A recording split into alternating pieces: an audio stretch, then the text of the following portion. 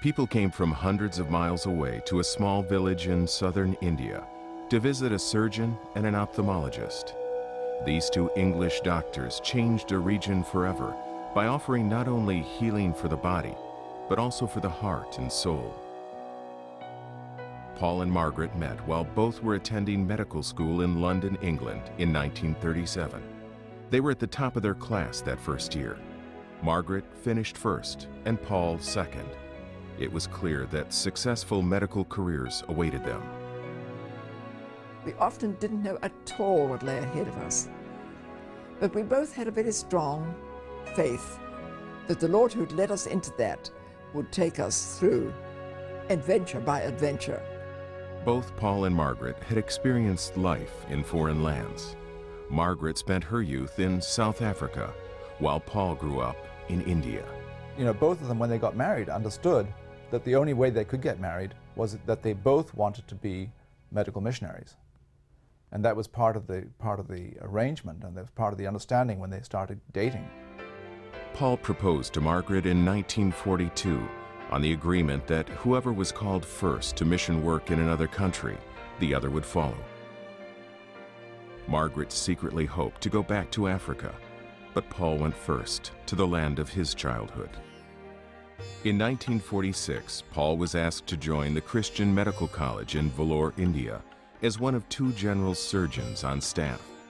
He decided to go survey the situation before sending for Margaret and their two young children. Margaret was unsure if she should go. Many family and friends were opposed to it. I had now two hours to make up my mind. And the Lord gave me a vision. I saw this shining figure in front of me. Whether I had my eyes open or closed made no difference. It was there. And one hand was upraised, pointing east. I could see it, the sunrise was there. And I just answered, I said, Lord, in my heart, I said, Lord, if you want me to go to India, I am willing to go, but only if you take away this fear from me. I was really scared. And the figure began to fade. And in its place came the most wonderful sense. Talk about the peace that passes understanding. I have a whole new concept. It was a palpable peace. It was as if I'd come in on a cold day and somebody wrapped a warm blanket around me. And without any further hesitation, I just said, I didn't pray out loud, I just said, I'm going. I think it's fair to say that I went to India with the feeling that there was a lot of suffering there. And I was going to India in the name of Jesus Christ to help relieve human suffering, where there were no doctors and very little pain medication.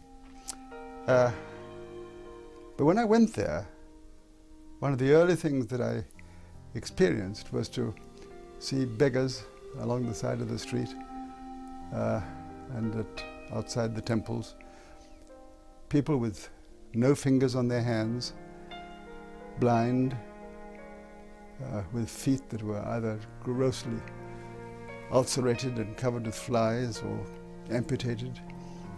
And I asked people, what are those? What are those people? Oh, they said they've got leprosy.